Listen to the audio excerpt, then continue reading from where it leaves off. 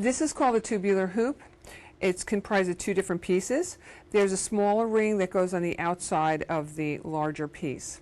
The SWF, when it goes onto the machine, always goes on the left-hand side of the machine. This little piece, this is called the outer ring. This has a little tensioning screw, and it will always have the size of the hoop on here. And you can loosen the screw to make it wider, or you can tighten the screw to make it narrower. Makes it more snug.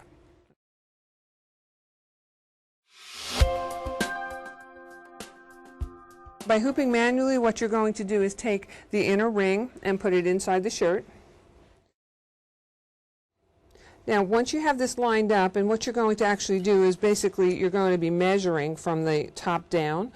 Usually on an extra large shirt, I go approximately 5.5 inches down, and then you go out from the collar. And usually what you can do is measure from the placket to the sleeve. Usually you divide it in half, and that gives you a good placement. However, keep in mind that when you're doing larger shirts, if you do it in that method, you need to move it over a little bit because it could go underneath the arm of the person wearing it. So in this particular case, from the center of the placket, I'm going to move over approximately 4 inches. Now, there's different ways of marking it. They do have invisible markers that you can put a little spot in the center, or you can get little sticky things that you can put in there. Take your backing once you've got it where you want it, and you put the backing inside the shirt. And we are using a cutaway backing for this shirt for a little bit more stability. This is the part that gets a little tricky because you really want to make sure that you've got it lined up and that this is as straight as possible.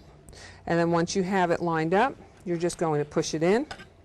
And don't forget, we have to recess the back of the hoop.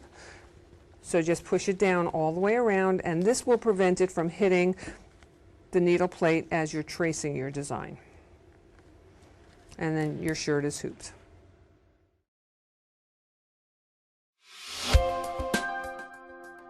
The Hoop Master is a device that will help you be consistent if you're hooping a lot of shirts.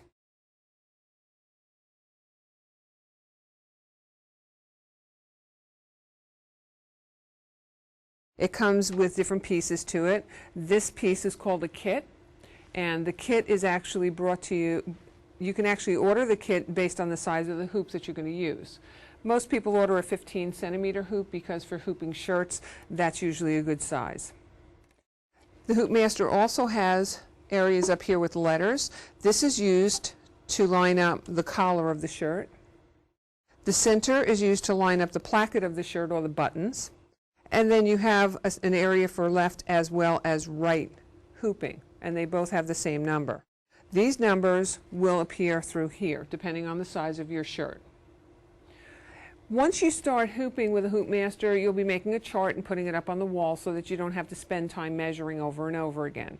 We're going to assume at this point that we've done our measuring. And we'll put the Hoop Master on, and right now we're going to put it with the 19 because this is an adult extra large shirt. You also have two pieces here. These are magnetic holders. The first thing you do is take the smaller piece of the hoop and put it in here. And then you take a piece of backing and you put it inside the hoop.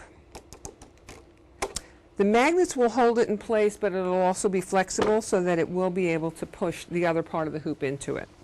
Next, you open up your shirt and put the shirt over the Hoop Master's feature. Now, you line up the letter depending on the size of the shirt. In this case, we're lining up the collar to E. The shoulders should be where the shoulders of the Hoop Master are. Then you're going to take the other piece of the hoop and put it on, and this will lock in place. The placket should be lined up with that center line. Once you've got the hoop onto the Hoop Master, all you're doing is pushing it on, and that will hoop your shirt for you. It's that fast. Take the shirt off, and what's a nice feature about this is that it will recess your hoop for you, and you don't have to worry about pushing it down any further. It's nice and smooth, and you don't have to worry about tightness.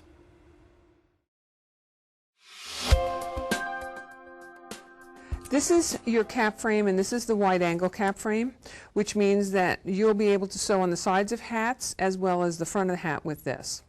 Now there's different pieces to this. On one side you're going to have 3 little nuts, and those nuts will aid in tensioning your cap.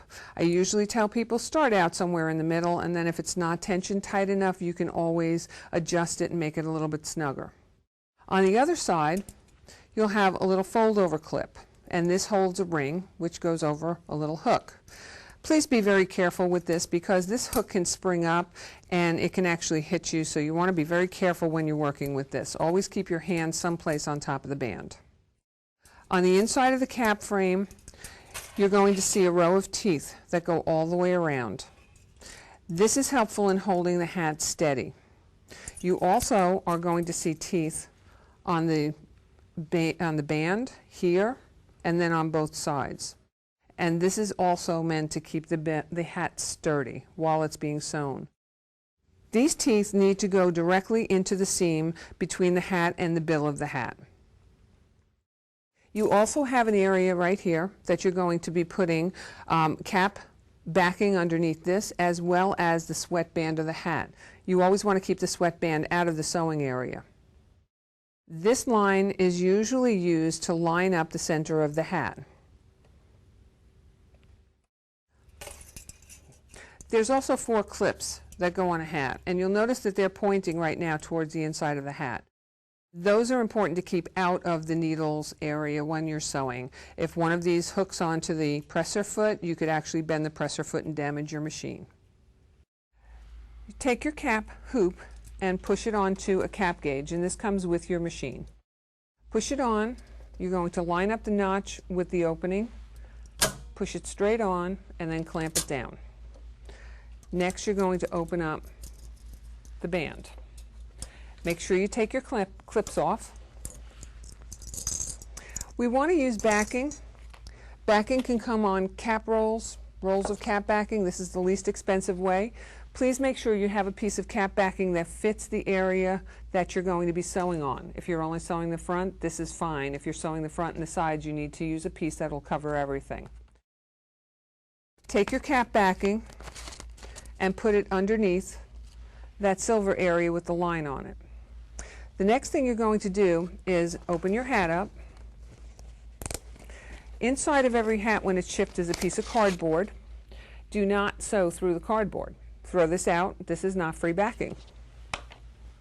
Pull the sweatband out, and you're going to put the hat completely around the entire hoop. Make sure that it's outside of these little metal posts. And then you're going to put the sweatband directly underneath that little metal piece.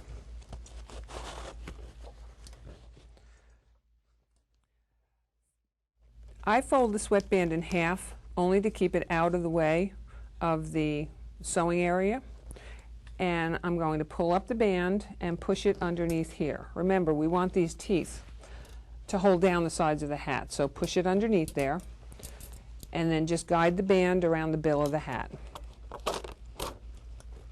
The band should go in the seam from one side to the other. The next thing you're going to do is the same thing on the other side. Fold your sweatband under and make sure it clears that little area with the hook.